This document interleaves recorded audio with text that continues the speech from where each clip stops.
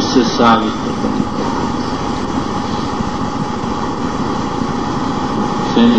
وبه قال حدثنا سعيد بن ابي مريم قال اخبرنا محمد بن جعفر قال اخبرني حميد انه سمع انس يقول كان النبي صلى الله عليه وسلم اذا قدم من سفر فارسل درجات المدينه او زعنا فكما ان فاکثر درجات المدینہ، مدینے کے درجات دیکھتے یعنی اس کے بلند راستے. چلیے. وبه قال حدثنا قتيبة قال حدثنا اسماعيل بن حميد عن انس قال وان كان دابہ سے مراد حمار. چلیے. وبه قال حدثنا قتيبة قال حدثنا اسماعيل بن حميد عن انس قال جرات تابع الحارث. امام بخاری کے نزدیک لفظ درجات وہم تھا، اس لیے دوسرے طریق سے ہی روایت لا کر پیش کر دیا اور بتا دیا کہ راجہ جدو رات جب اس کی دیواریں دیکھ لے. چلیے. یعنی حضور سواری کو اپنے وطن کی محبت کی وجہ سے پیش کر دیتے. جب مدینے کو دیکھ کر صاحب مدینہ کو وطن کی محبت کا جوش آتا ہے تو دوسرے کو اپنے وطن کو دیکھ کر اپنے وطن کی محبت کا جوش اٹھ سکتا ہے. اس لیے وہ بھی اگر اپنے وطن کی محبت میں سواری کو تیز کر دے تو جائز ہے. چلیے.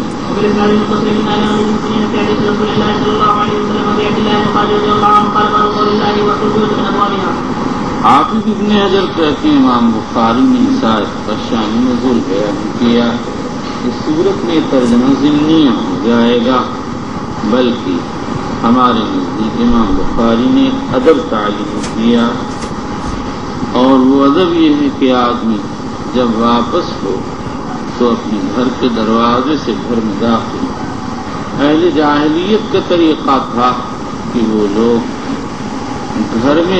گھر کے دروازے سے داخل نہیں ہوتے تھے بلکہ گھر کے پیچھے سے آتے تھے. اللہ نے ان کے اس غلط طریقے کو رد کیا اور فرمایا لیس البر بأن تأتوا البیوت من ظہورها ولكن البر من اتقى وآتوا البیوت من ابوابها. چلیے.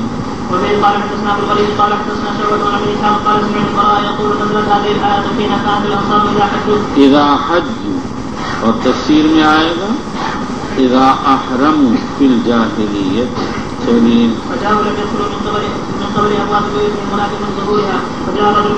یہ رجل قطبہ ابن عامر. چلیے. لوگوں نے تعین کی شرم دلائی کہ تم کیوں آئے. چلیے.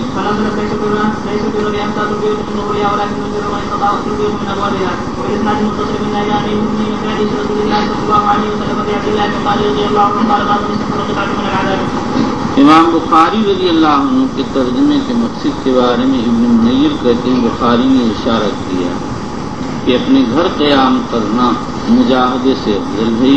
مجھ کو غلط معلوم ہوتا ہے، بلکہ امام بخاری رضی اللہ تعالیٰ عنہ یہ بتانا چاہتے ہیں سفر بہرحال سفر ہے، اس میں انسان کو طرح طرح کی تکلیف پہنچتی ہے، کھانے پینے سونے میں دقت ہوتی ہے. اس لیے بلا وجہ سفر میں نہ پڑا رہے، ضرورت تک سفر میں رہے، ضرورت پوری ہونے کے بعد وطن واپس ہو تاکہ سارا نظام مرتب ہو جائے. چلیے.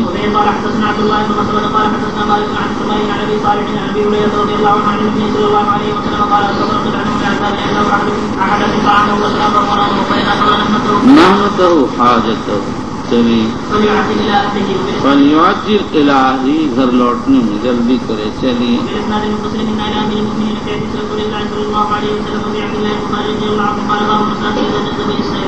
وتعجل الہی جب مسافر کو چلنے کی ہماہنی اور گھر پہنچنے میں عجلت ہو رہی تو کیا کہے. علامہ سندھی کہتے ہیں مطلب یہ ہے کہ جمع بین الصلاتین کرے. اور ہمارے حضرت گنگوہی رحمۃ اللہ علیہ وغیرہ کی رائے یہ ہے، اور یہ ہمارے حضرت شیخ نے اختیار کیا. مصنف کا مقصد یہ ہے کہ انسان کو گھر واپسی کی جلدی کو سواری کو تیز گام کر سکتے ہیں. حضرت ابن عمر رضی اللہ عنہ نے 3 دن کی مسافت کو 1 دن 1 رات میں پورا کر لیا تھا. ابو داؤد میں تصریح. اور یہ جو حدیث میں ایذاء دابہ کی ممانعت ہے، بلا ضرورت کے چلنے سے پر محمول ہے۔ میرے ذہن میں ایک بات یہ بھی ہے کہ فاقہین تاریخ مکہ میں سوید بن غفلہ سے نقل کیا المسرعون من الانصار الى مکہ احب الی من المسرعین من مکہ الى الانصار۔ ہو سکتا ہے کسی پہ خیال ہو کہ پھر گھر واپسی میں جلدی نہ کرنا چاہیے، وہ قاری نے اس کی تردید کر دی، بتا دیا عجلت ہو تو کوئی حرج نہیں۔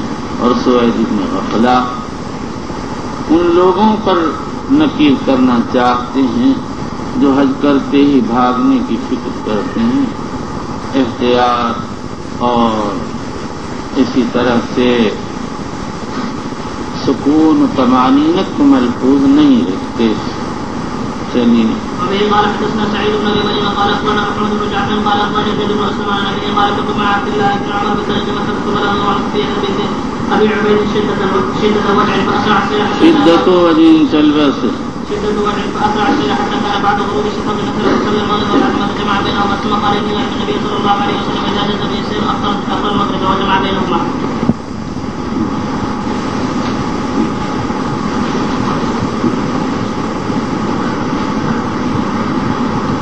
ایک مسئلہ بیان کرنا تھا، ذہن سے کر دیا، پہلے بات سے تعلق رکھتا تھا۔ حدیث ہے اذا قضى نهبته الخلق يعجل الى اهله۔ اور مکہ مکرمہ میں کوئی اگر مجاورت کرنا چاہے تو کیا حکم ہے؟ امام رشدی پر کراہت کے قائل ملا علی قاری نے یہی معاملہ نقل کیا، لیکن ابن تیمیہ نے ان سے مستحب ہونا نقل کیا، یہی شافعی احمد ابو یوسف محمد کا نقل، اور یہی اثر ہے۔ حضور صلی اللہ علیہ وسلم نے سکن الحرمین کی ترغیب دی ہے، یہ مجاورت کی سب سے بڑی دلیل ہے۔ ہاں اگر کسی آدمی کو یہ خطرہ ہو کہ وہاں کے رہنے میں اس کو محظور معاصی میں مبتلا ہو جانے کا خطرہ، تو اس عارض کی وجہ سے ترک کر سکتا۔ چلیے بسم الله الرحمن الرحيم وبالاسناد المتصل من الى امير المؤمنين في حديث رسول الله صلى الله عليه وسلم ابي عبد الله البخاري رضي الله تعالى عنه قال بسم الله الرحمن الرحيم باب المحصر وجزاء الصيد۔ امام بخاری رحمہ اللہ جو عمرہ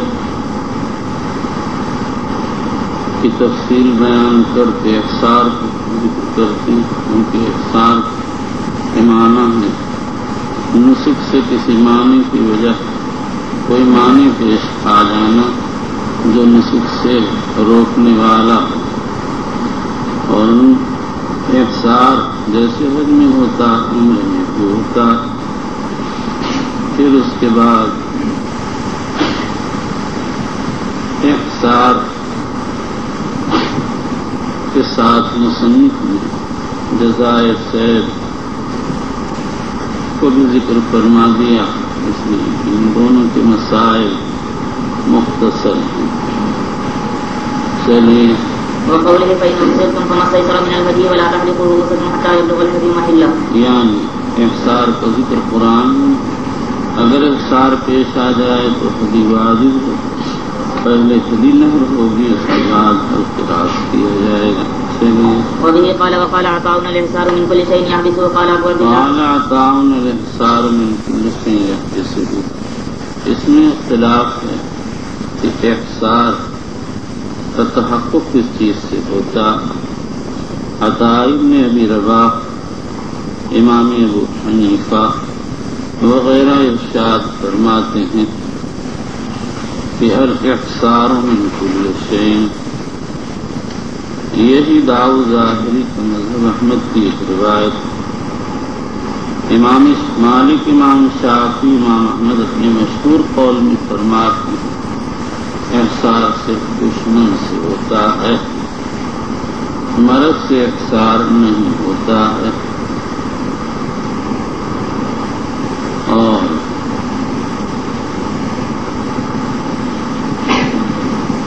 جمہور حنفیہ یہ کہتے ہیں احصار کے معنی روک دینا، اور روکنا جیسے دشمن کی طرف سے پایا جاتا ایسے، مرض کی طرف سے بھی پایا جاتا ہے اور لغوی معنی کے لحاظ سے بھی عموم ہے، اس لیے کہ دشمن کے لیے لفظ حصر استعمال ہوتا ہے اور مرض کے لیے احصار، تو وہ سبب آیت کا دشمن کا معنی بننا، لیکن لفظ احصار جو مرض میں استعمال ہوتا ہے استعمال کر کے گویا یہ اشارہ کیا گیا کہ احصار جیسے دشمن سے ہو جاتا ہے مرض سے بھی ہو جاتا ہے۔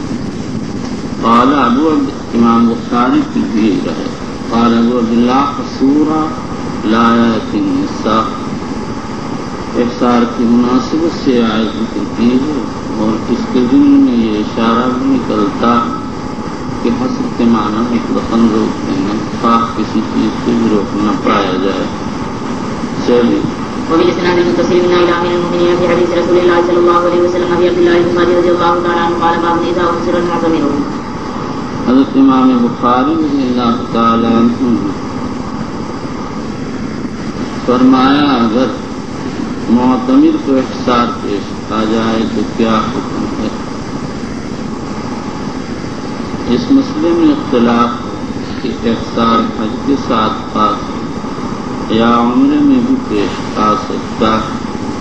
جمہور علماء فرماتے ہیں احصار عام جملہ دونوں میں محقق ہو سکتا ہے اور دونوں میں اس کا اعتبار ہے، لیکن یہ بھی مالکیہ کا مشہور قول ہے جو مدونہ میں لکھا ہے اور عام علماء مالکیہ بعدی ابن عربی وغیرہ یہی لکھتے ہیں، لیکن شراح بخاری نے امام مالک کی طرف سے منسوخ کیا کہ احصار حج کے ساتھ پاس ہے، عمرے میں احصار کا اعتبار نہیں، اس لیے کہ اس کا وقت معین نہیں ہے، اس کے فوت ہونے کا اندیشہ نہیں۔ یہی قاضی ابن سیرین کا مذہب ہے۔ قاضی اسماعیل مالکی نے اس کی دلیل یہ پیش کی کہ ابو قلابہ کہتے ہیں عمرے کے لیے نکلا، سواری سے گر گیا، پنجری ٹوٹ گئی، ابن عباس ابن عمر کو پیام بھیجا، کہنے لگے لیس لہا وقتن کالحج یکون علی احرامی حتی یصل الی البیت۔ حضرت امام بخاری نے اس ترجمہ سے جمہور کی تائید کی اور ابن سیرین کے قول کو رد کیا۔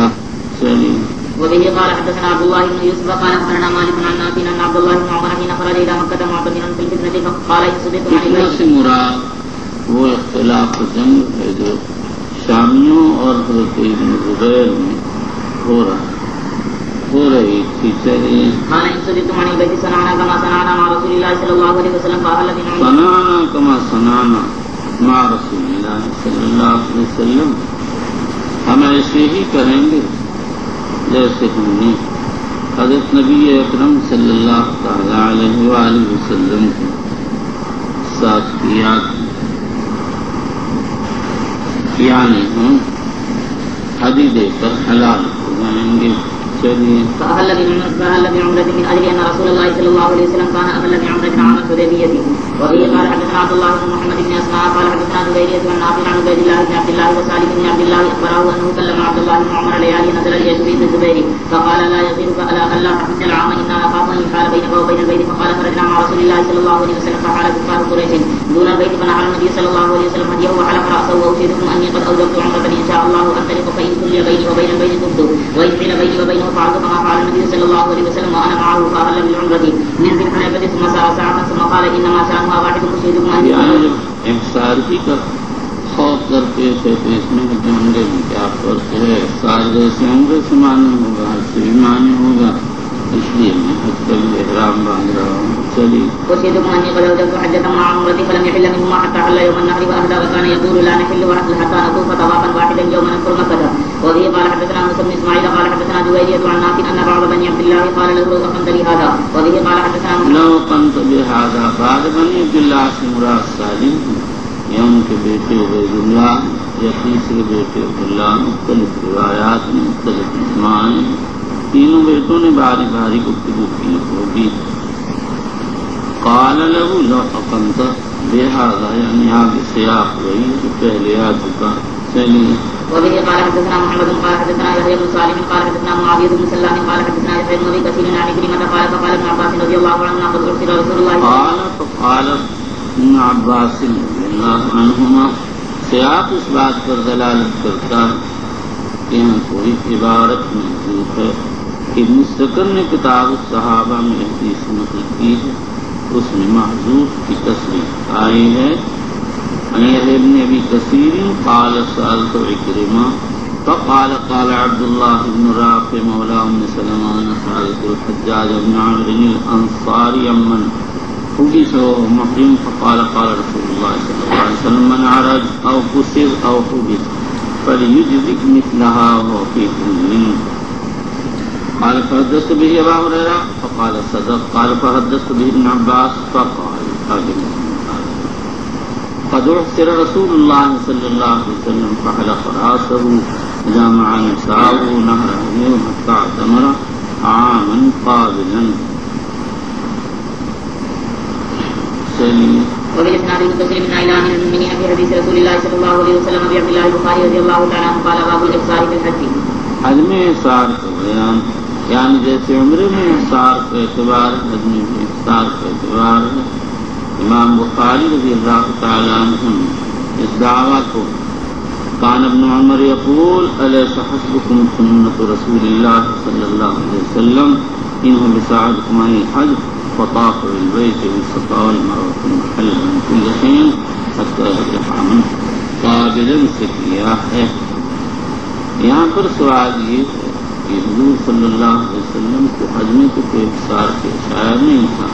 پھر ابن عمر کے ارشاد الیس حسبکم سنت رسول اللہ صلی اللہ علیہ وسلم کا کیا مطلب ہے؟ آپ اتنے نظر فرماتے ہیں ہو سکتا کہ ابن عمر کے پاس حضور اکرم صلی اللہ علیہ وسلم کی کوئی قولی حدیث افطار فی الحج کے باب میں موجود ہے, لیکن یہ بالکل بعید ہے. اگر ایسا ہوتا تو ابن عمر رضی اللہ عنہ کبھی تو اس کا تذکرہ فرماتے. اقرب یہ لگتا ہے کہ ابن عمر نے مسئلہ افطار فی الاعتمار سے مسئلہ افطار فی الحج کو اخذ فرمایا ہے. اور وجہ یہ ہے کہ جب عمرے میں افطار کا اعتبار ہے جس کا وقت محدود نہیں, تو حج میں اس کا اعتبار بدرجہ اولا ہوگا, اس لیے کہ اس کا حج وقت محدود ہے. اور یہ جو بعض شراح کرام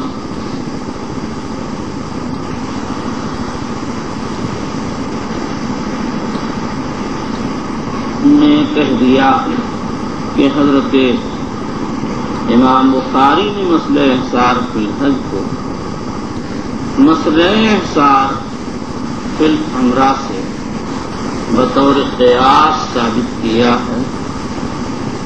ہمارا خیال کہ یہ تقریر مصنف امام کے طرز کے مطابق نہیں. ہم بارہا بتا چکے کہ امام بخاری رحمۃ اللہ قیاس کو حجت نہیں مانتے ہیں, اور عام طور سے شراح بخاری کسی نہ کسی مسلک کے مقلد ہیں, اس لیے وہ بخاری کے ترجمے کے اس بات کے سلسلے میں جب کوئی بات سمجھ میں نہیں آتی تو قیاس کا سہارا لیتے ہیں, جیسے یہاں ابن منیر نے سہارا لیا. ہم نے جو تقریر کی ہے اور اولویت کے طرز پر جو اس بات کیا وہ بخاری کے طرز کے مطابق ہے. بخاری اس کو قیاس میں شمار نہیں کرتے. ان کے نزدیک قیاس وہی ہے جس کو جمہور فقہا قیاس تمثیل سے تعبیر کرتے ہیں, جس میں اس باتوں حکم المذکور فی غیر المذکور لعلت جامعۃ بینہما ہوا کرتا.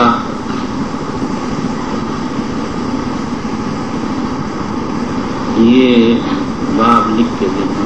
چلیے وبه قال حدثنا احمد بن محمد قال اخبرنا عبد الله قال حدثنا يونس عن الزهري قال اخبرني سالم قال كان ابن عمر رضي الله تعالى عنهما يقول عليه حدثكم سنه رسول الله صلى الله عليه وسلم ان حدث احدكم عن الحج فطاف بالبيت وبالصفا والمروه ثم حل من كل شيء حتى يرجع عاما قابلا فيهدي او يصوم ان لم يجد هديا. وعن عبد الله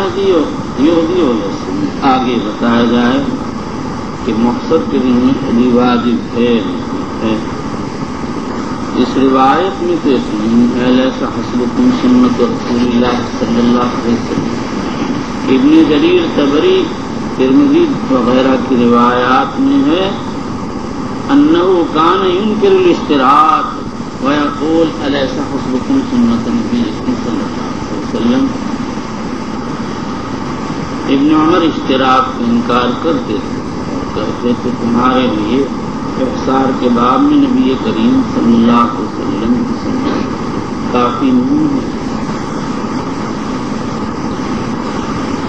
یعنی حسب پیش آ جائے تو حضور کی سنت کے مطابق حلال ہو جاؤ شرط لگانے کی کیا ضرورت ہے. لیکن جو لوگ اشتراک کے قائل ہیں وہ یہ کہتے ہیں اس کا فائدہ یہ ہے کہ آدمی پر دم واجب نہیں ہوگا اور اگر سنت احصار موجود ہے تو اس سے سنت اشتراک کی نفی کہاں لازم آتی. ظن غالب یہ ہے کہ ابن عمر کو سنت اشتراک کا علم تھا ورنہ اشتراک کے باب میں کئی روایتیں موجود ہیں. اس میں ایک روایت عائشہ کی جو بخاری کتاب النکاح میں آ رہی، دوسری ابن عباس کی ہے جو امام مسلم نے تخریج کی. اس کے علاوہ کئی صحابہ سے اشتراک کی روایت منقول ہے. لیکن امام بخاری علیہ الرحمہ نے غالباً ابن عمر کے انکار پر اعتماد کر کے اشتراک کی روایت کتاب الحج کے بجائے کتاب النکاح میں ذکر. اگر وہ اشتراک کے قائل ہوتے تو اس روایت کی حدیث کو یہاں پر وضو کر کے آؤ یہاں پر ذکر فرماتے جو اس کا محل و مقام ہے. اور یہ وہی بات ہے جو مشائخ کے یہاں بہت معروف ہے کہ بخاری جب کوئی روایت معمول بہا نہیں جانتے اور صحیح السند ہو تو وہ موضع مناسب میں لانے کے بجائے کسی اور جگہ درج فرماتے ہیں. لیکن میں بتا چکا کہ اشتراک کی سنت مستقل ہے اور اس کا مستقل فائدہ ہے اور اقصار و اشتراک کی سنتوں میں تنافی نہیں ہے. اگر کسی نے اشتراک کر لیا ہے تو بغیر حدیث حلال ہو سکتا ہے اور اگر کسی نے اشتراک نہیں کیا اور اقصار پیش آ گئے تو سنت احصار پر عمل کرے حدیث کر حلال ہو جائے. پھر اشتراک میں اختلاف ہے. ظاہریہ اس کو واجب کہتے ہیں، حنابلہ مستحب کہتے ہیں. امام ابن تیمیہ فرماتے ہیں مریض کے لیے شرط لگانا مستحب ہے. یہ مسلک معتدل. نبی اکرم صلی اللہ علیہ وسلم نے علی الاطلاق اشتراک کا تذکرہ نہیں کیا. بعض مریض صحابیات زباب بنت زبیر وغیرہ سے فرمایا تھا کہ اشترتی وقولی اللہم محلی حیث حجی واشترتی وقولی اللہم محلی حیث حبستنی. اور شافعیہ فرماتے ہیں کہ مباح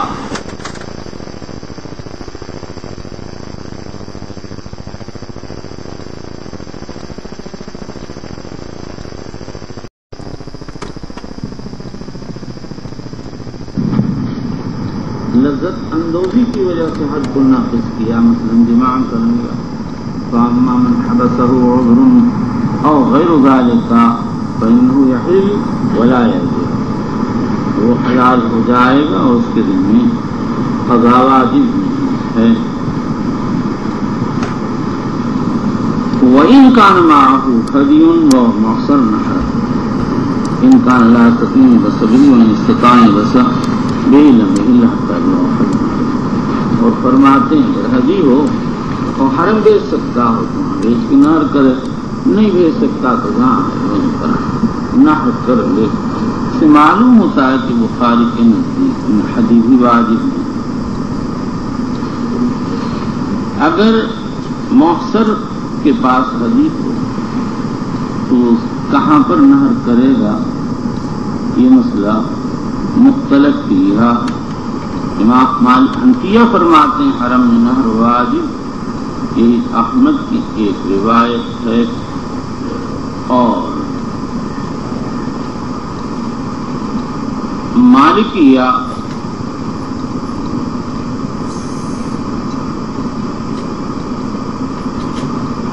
حنابلہ فرماتے ہیں اگر حرم بھیجنا ممکن ہے حرم میں نہر کرنا ضروری ہے، اور اگر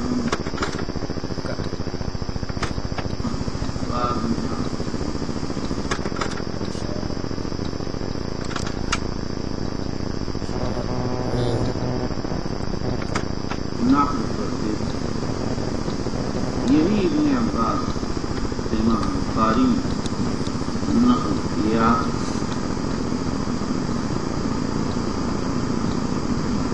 امام مالک رحمۃ اللہ علیہ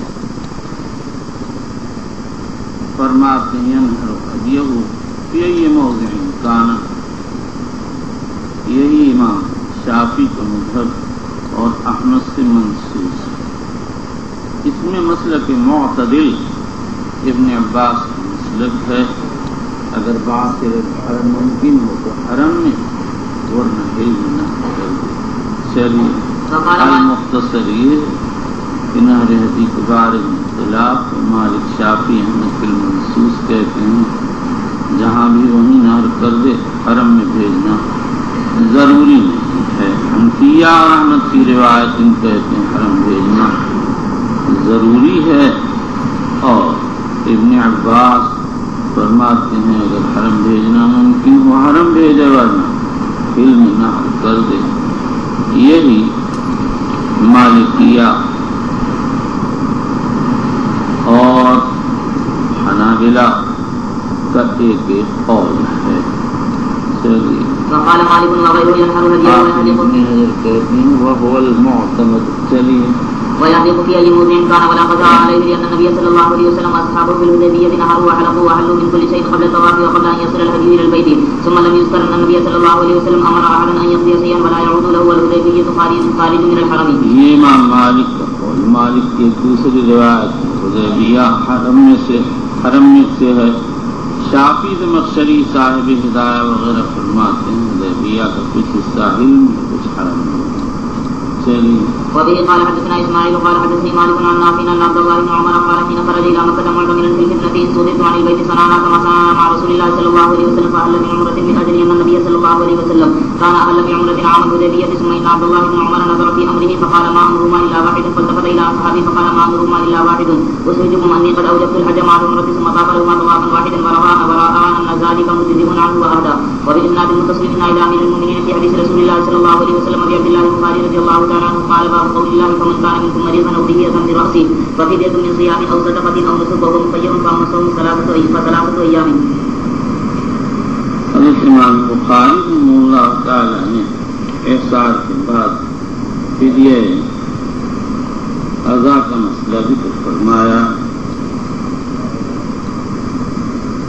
اگر کوئی بیماری کی وجہ سے تکلیف کی وجہ سے سر کے بال مڑا دے تو اس کے لیے فدیہ واجب صیام صدقہ نسک۔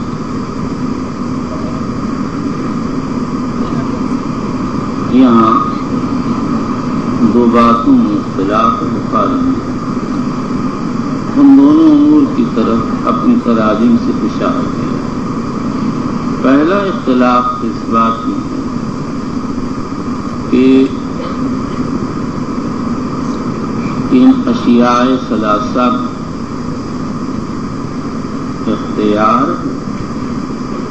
یا ترتیب ہے۔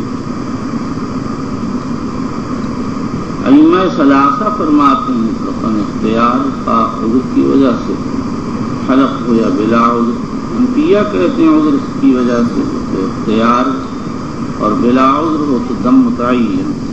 یہی شافعیہ حنابلہ کہ یہاں ایک روایت. دوسرا مسئلہ یہ ہے کہ صوم اور صدقہ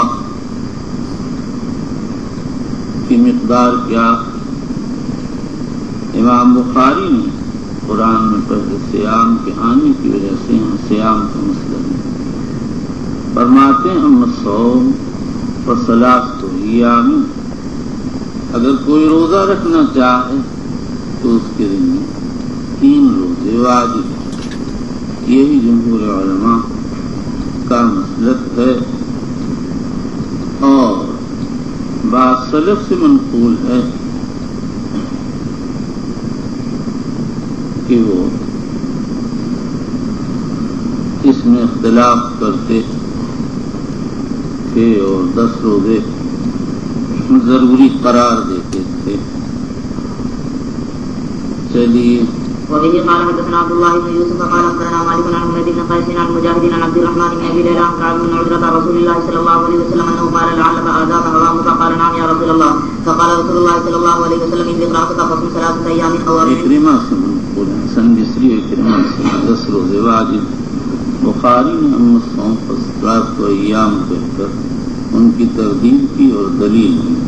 نبی اکرم صلی اللہ علیہ وسلم کے ارشاد گرامی سم 3 ایام پیش فرمایا ہے. چلیے. فقال رسول الله صلى الله عليه وسلم ان ذكرتك فصم 3 ايام او اطعم 6 مساكين او ينصب بشاتين.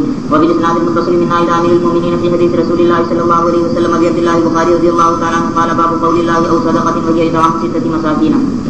امام بخاری رحمہ اللہ نے یہ ترجمہ منعقد کر کے صدقہ کی مقدار بیان کی ہے. ائمہ اربعہ اور جمہور سلف والخلف فرماتے ہیں کہ 6 مساکین کو کھانا دینا پڑے گا. اور حسن بصری اکرمہ اور نافع فرماتے ہیں 10 کو دینا ہوگا. ابن عبد البر فرماتے ہیں فقہائے امثال ان کے علاوہ کوئی اس قول کا قائل نہیں. اس ترجمے کے ذریعے امام بخاری نے یہ بتایا ہے کتنے مساکین کو صدقہ دینا ہوگا. مقدار صدقہ میرے منہ سے نکل گئی. مقدار اشخاص کو بیان کرنا مقصود. چلیے. وبه قال حدثنا ابو نعيم قال حدثنا سيف قال حدثني مجاهد قال سمعت عبد الرحمن بن ابي ليلى ان كعب بن عجرة حدثه قال وقف علي رسول الله صلى الله عليه وسلم بالحديبية وراسي يتهافت قبلا فقال اور میرا سر ٹپک رہا تھا جوؤں سے، یعنی جوئیں میرے سر سے گر رہی تھی، گویا سر ہی جو بن گیا ہے جس کی وجہ سے وہ ٹپک رہا ہے. چلیے. فقال يؤذيك هوامك قلت نعم قال فاحدث راسك وبين قال فيه نزلت هذه الآية فمن كان منكم مريضا أو به أذى من رأسه إلى آخرها. فقال النبي صلى الله عليه وسلم صم 3 أيام أو تصدق بفرق بين 6 أو تصدق بفرق بين 6 جاهل فرق أو نسك مما تيسر، یا ایک فرق 6 کے مابین تقسیم کر دو. ایک فرق 3 سا کا ہوتا ہے.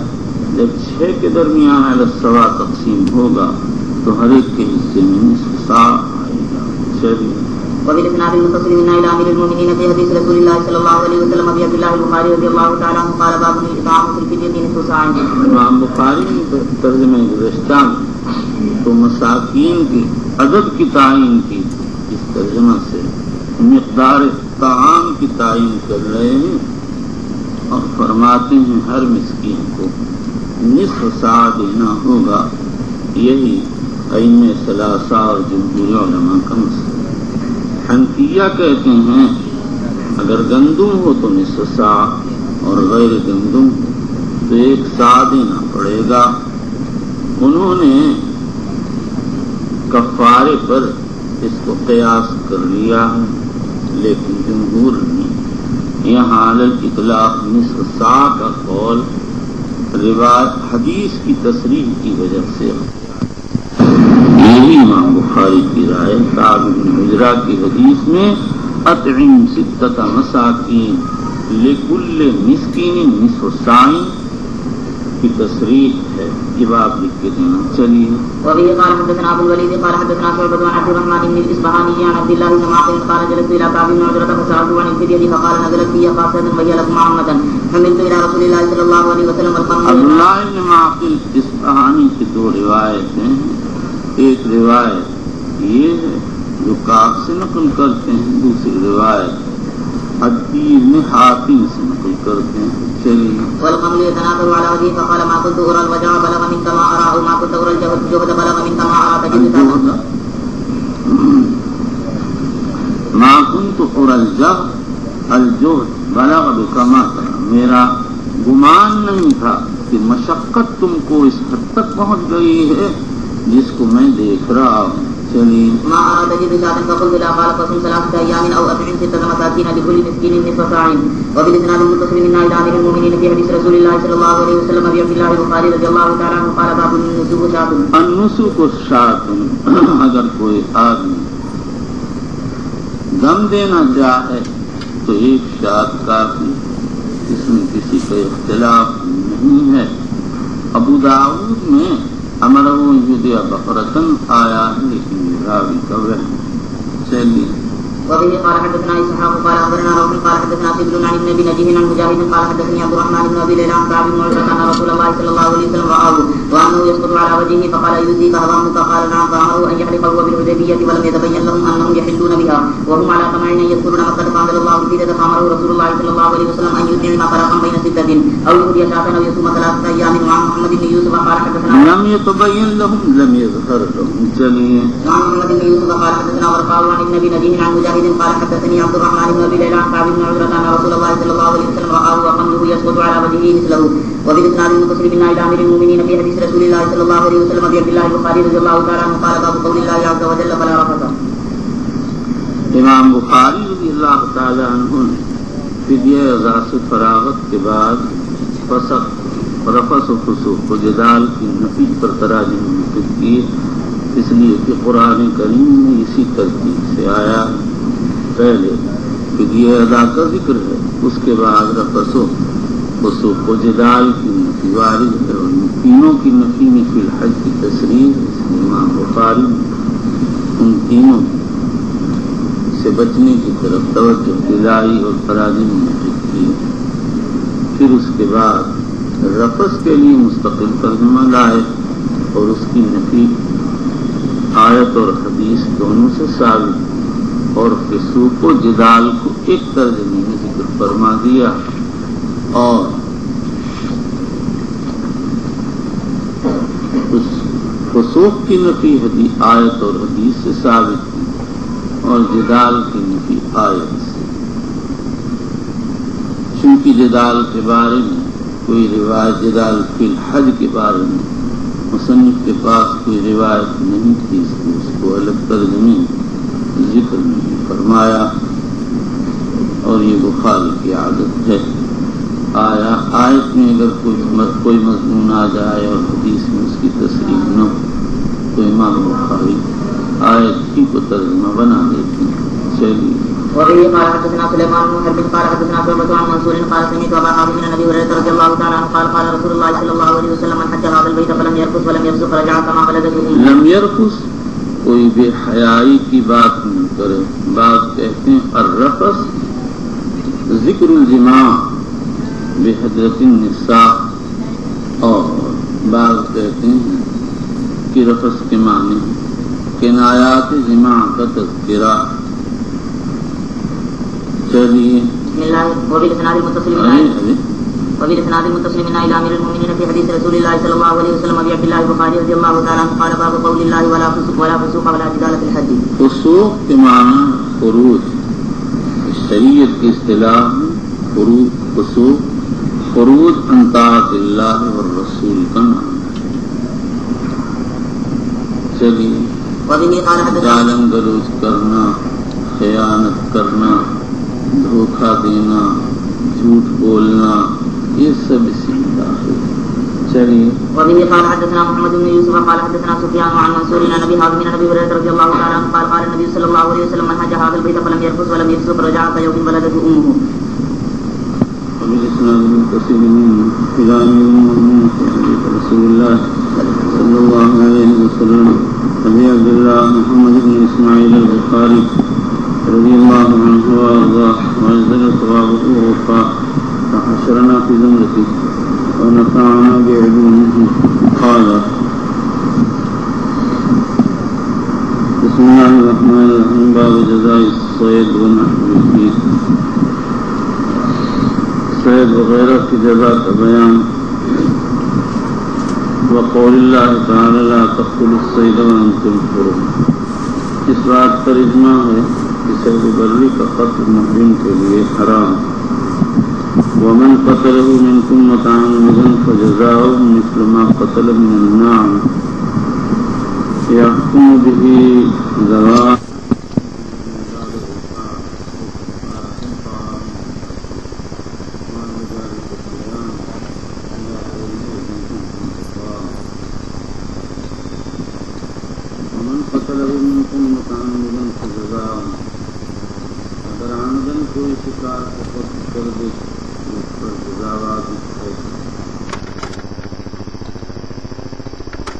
یہی دعوت ظاہری کا مطلب ہے. صاحب پر ناسی پر جزا نہیں. اس کے بالمقابل حسن بصری اور مجاہد کہتے جزا مفتی پر ہے، عامد پر نہیں. عامد کے ذمہ نعمت کے علاوہ کوئی جزا العامد کا ممکن ہے. جمہور علماء میں اربع وغیرہ فرماتے ہیں عامد اور صاحبون پر جزا واجب، اس لیے کہ یہ جزا محل سے تعلق رکھتی ہے. محل کی عظمت کے اظہار کے لیے جزا رکھی گئی ہے، اور اس میں عامد و صاحب دونوں کا جرم برابر، ان کی جنایت اور المحل دونوں حالتوں میں محقق ہوتی ہے. متعمد کی قید صرف تقبیح کے لیے لگائی گئی ہے، یعنی بڑی ہی زبردست غلطی ہے کہ آدمی حرم میں دیدہ و دانستہ شکار کو قتل کرے. وجزاء مثل ما قتل، جزائے مماثل واجب ہے. پھر مماثلت کی دو قسمیں، مماثلت سوری، مماثلت معنوی. جمہور علماء میں ثلاثہ وغیرہ فرماتے ہیں کہ جہاں مماثلت سوری ممکن ہو وہاں مثل سوری واجب ہے، اور جہاں مماثلت سوری ممکن نہ ہو وہاں مثل معنوی یعنی قیمت واجب. امام ابو حنیفہ نے ہر صورت میں مماثلت معنویہ کو مراد لے لیا، اور وہ یہ کہتے ہیں کہ صرف قیمت واجب ہوگی. جمہور علماء فرماتے ہیں حضرات السلف نے صرف مماثلت سوری معنویہ کا اعتبار نہیں کیا، مماثلت سوری کا بھی اعتبار کیا. اور سلف کون ہیں؟ صحابہ اور تابعین ہیں. وَلَنَا فِيهِمْ أُسْوَةٌ يَحْكُمُ بِهِ ذَوَو عَدْلٍ مِّنكُمْ هَدْيًا بَالِغَ الْكَعْبَةِ. اس کا فیصلہ دو آدمی کریں گے.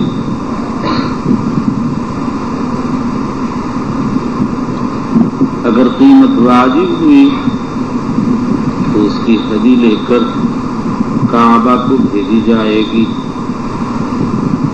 مالک فرماتے ہیں کعبہ سے منا و مکہ مراد، مکہ و منا مراد ہے.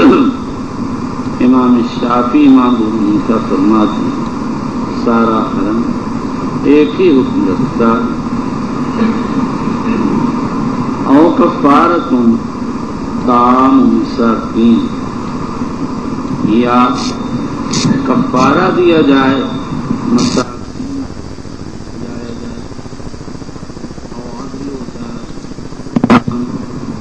یا اس کے برابر روکا جائے. یہ جو یہاں پر آیا او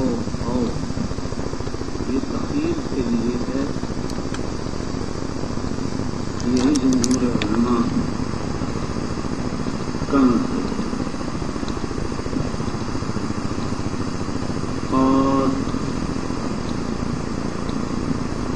امام احمد ابن حنبل ایک روایت میں فرماتے ہیں آیت میں جو چیز ذکر کی گئی ہے اسی ترتیب سے ترتیب والی. پہلے نمبر پر حدیث ہے، دوسرے نمبر پر کام، تیسرے نمبر پر سیام.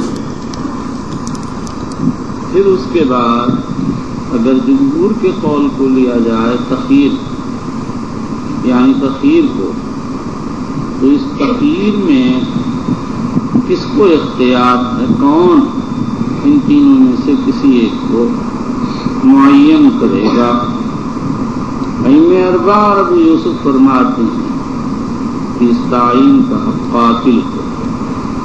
امام محمد فرماتے ہیں حکمین کو ہے. جمہور علماء فرماتے ہیں اللہ نے قاتل پر ان تینوں میں سے کسی ایک کو التخیر واجب کیا، لہذا وہی جس کو چاہے اختیار کر سکتا. امام محمد کہتے ہیں خیار حکمین کو دیا گیا، فرمایا گیا یحکم بہ ذو عدل منکم. اس کا جواب یہ ہے کہ حکمین تو صرف بدل کی تعین کریں گے، آگے اس کے بعد اس میں سے کسی ایک کا انتخاب وہ قاتل کی ثوابدید کے مطابق ہوگا. یہاں جو مذہب نقل کیا گیا ہے یہی ثواب محشی نے علامہ عینی سے اس کا عکس نقل کر دیا جو وہم ہے.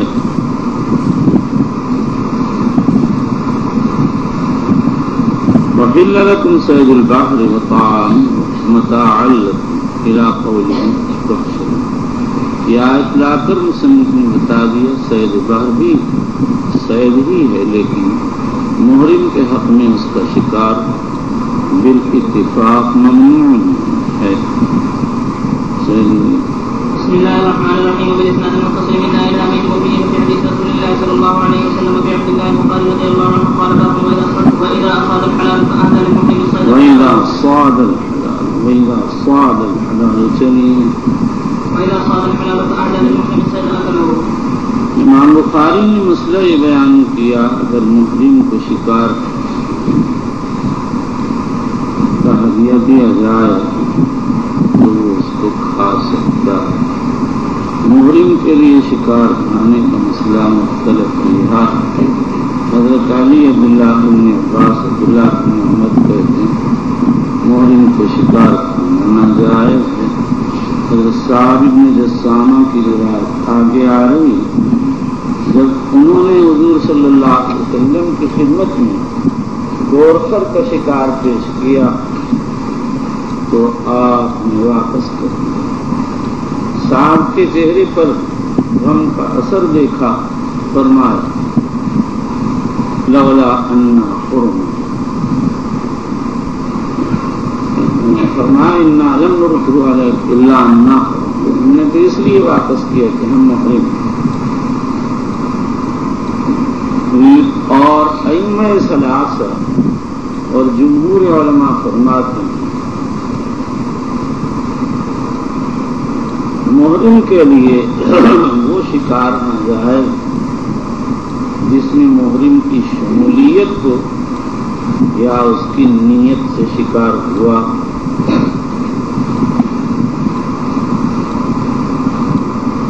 اور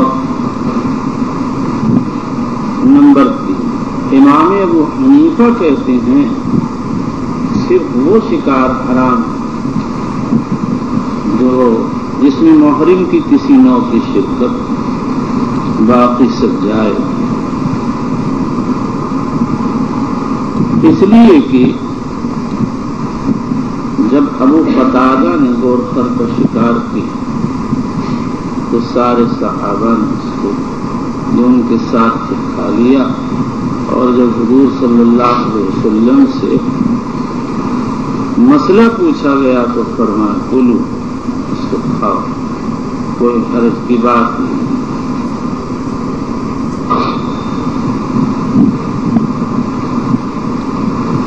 اور ظاہر ہے وہ قتادہ نے خود اپنے لیے تنہا شکار نہیں کیا بلکہ اپنی رفقا کی نیت کی.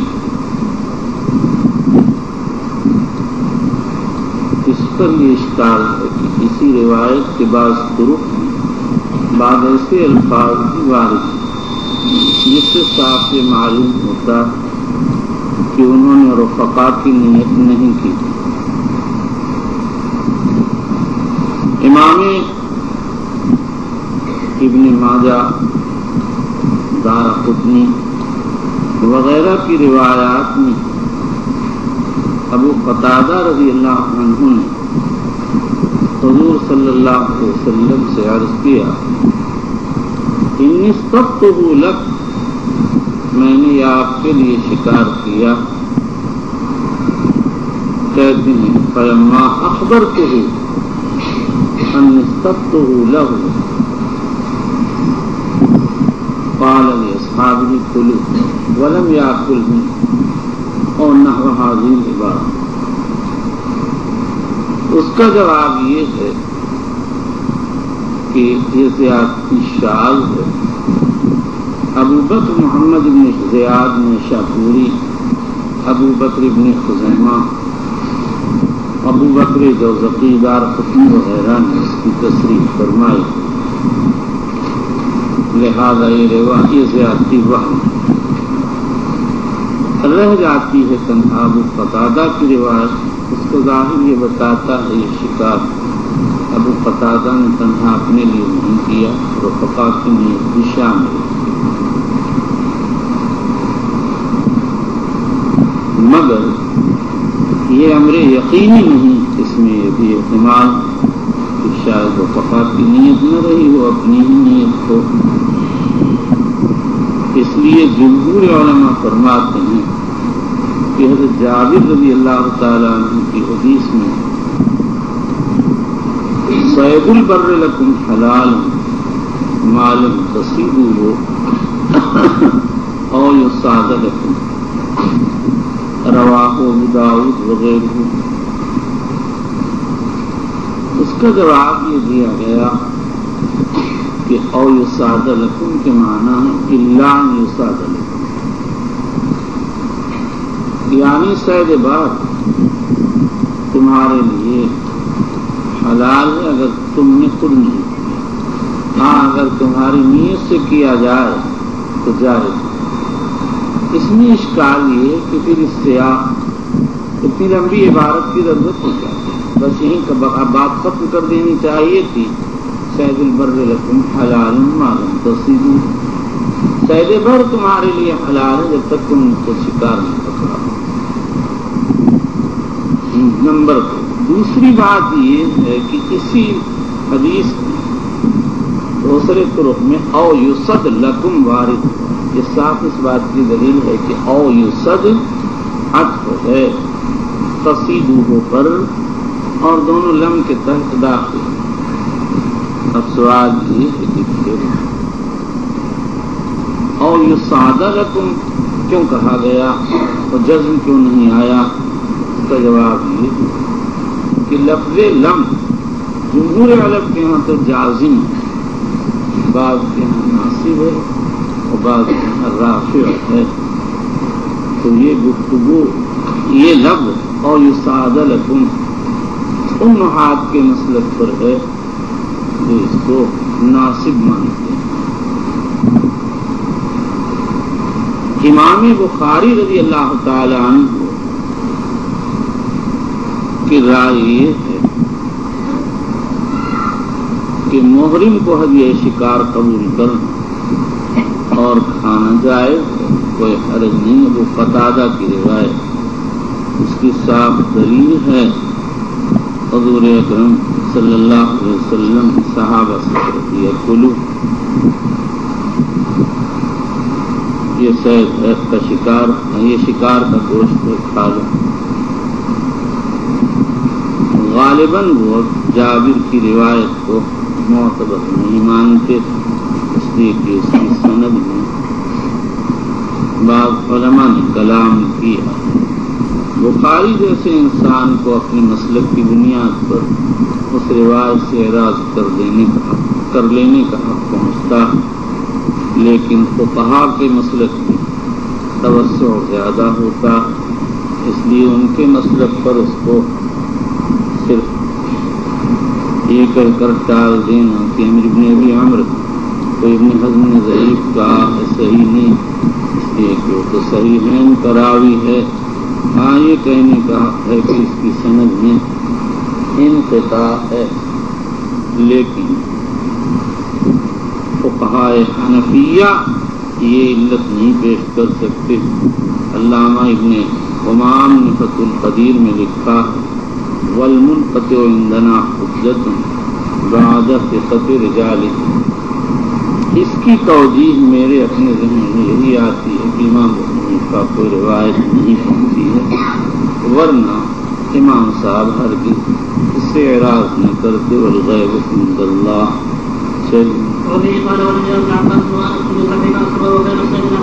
ایسے صاحب کہو اللہ کے بندے کیا بندے ولم یرا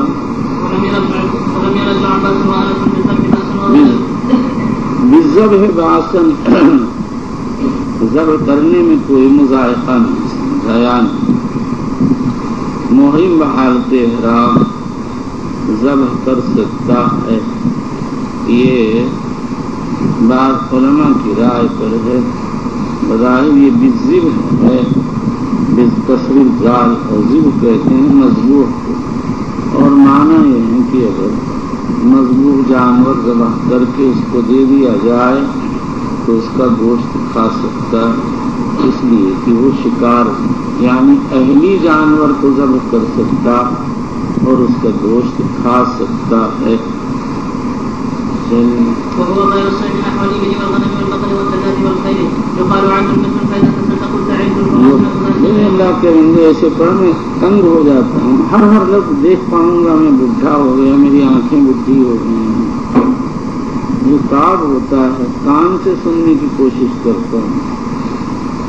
یقال عدل مثل فإذا کسرت قلت عدل فهو زینۃ، یہ ابو عبیدہ ابن مسنہ کا قول۔ وہ یہ کہتے ہیں کہ لفظ عدل بالفتح مثل کے معنی میں اور لفظ عدل بالکسر ہم وزن ہونے کے معنی میں استعمال ہوتا۔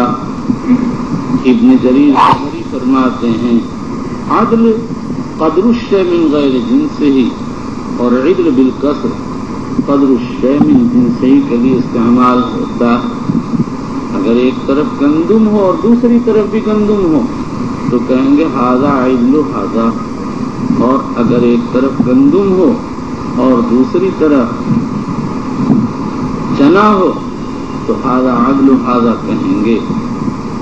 یہ اس کے مثل ہے۔ چلیے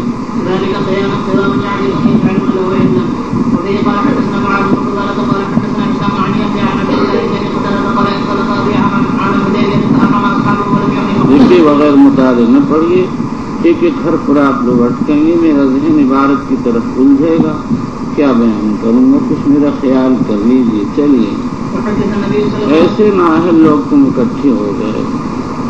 ہماری ترمذی ہو رہی تھی، مولانا کے یہاں 5 آدمی بسم اللہ کرتے تھے، مولانا کسی کو کہتے تو پڑھ سمجھے۔ بخاری شریف میں تو حضرت کے یہاں زیادہ لوگوں کی ہمت نہیں ہوتی تھی، 3 آدمی متعین تھے جو پڑھتے رہتے تھے، لیکن اندازہ ہوتا ہے کہ کتنے پڑھنے والے تھے۔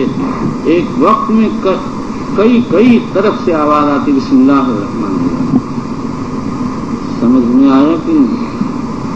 اور ایک اب آپ لوگ ہیں، کتنی بڑی بھیڑ اور پڑھنے والے تھے۔ چلیے انطلق ابی عام الحدیبیہ فاحرم اصحابہ ولم يحرم۔ محب طبری نے سمجھ لیا یہ قصہ حجۃ الوداع، حافظ ابن قیم نے اس پر رد کیا ہے کہ یہ تو عمرہ حدیبیہ کا قصہ۔ احرم اصحابہ ولم يحرم، ان کے رفقا نے احرام باندھ لیا اور خود انہوں نے احرام باندھا۔ اس پر یہ اشکال ہے، جب نسک کے لیے روانگی ہو رہی تو ابو قتادہ نے احرام کیوں نہیں باندھا؟ اور بغیر احرام باندھے آگے کیسے بڑھ گئے؟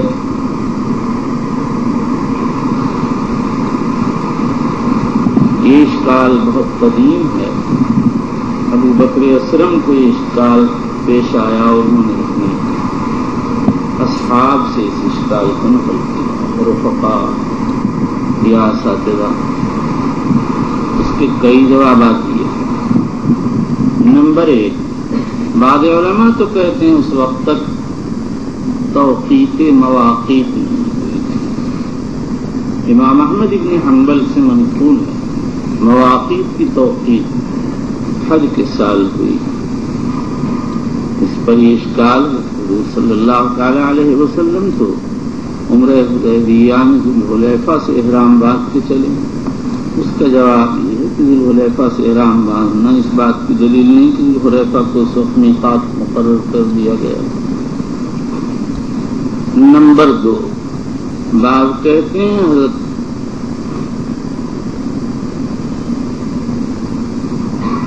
ابو قتادہ رضی اللہ تعالی عنہ کا عمرے کا ارادہ نہیں. نمبر 3، بعض حضرات کہتے ہیں کہ اصل میں حضور صلی اللہ علیہ وسلم جب روانہ ہوئے تو وہ قتادہ آپ کے ساتھ نہیں. یہی توجیہ صحیح ہے. امام طبرانی، بزار، ابن حبان وغیرہ نے ابو سعید خدری رضی اللہ تعالیٰ عنہ سے ایک روایت نقل کی ہے کہ نبی اکرم صلی اللہ علیہ وسلم نے ابو قتادہ کو صدقات وصول کرنے کے لیے روانہ کر دیا اور خود آپ عمرے کے لیے روانہ ہو گئے. ظاہر یہ ہے کہ ابو قتادہ نے آ کر راستے میں اسی حال میں ملاقات کی اور ان کے قصے میں وارد ہے کہ حضرت صلی اللہ علیہ وسلم کی اطلاع ملی کہ مقامی غیقہ میں کوئی دشمن چھپا ہوا ہے.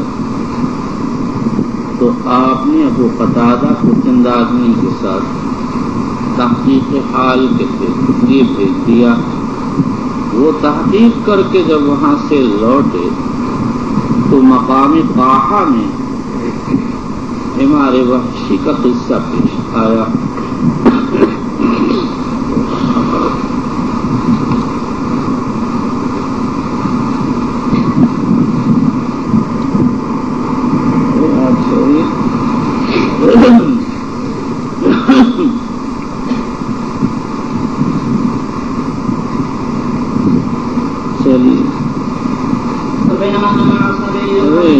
تو یہ سمجھ رہا تھا.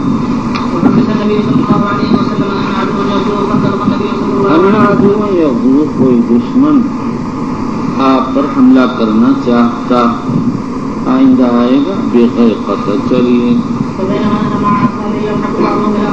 یضحک بعضهم الى بعض، بعض کی طرف منہ کر کے ہنسنے لگے. چلیے. میں نے دیکھا ایک وحشی حمار تھا. چلیے. میں نے اس پر حملہ کیا اور برچھا مارا. فاثبت تو گھائل کر دیا، وہیں روک دیا، یعنی پھر وہ آگے بڑھ نہیں سکا. چلیے.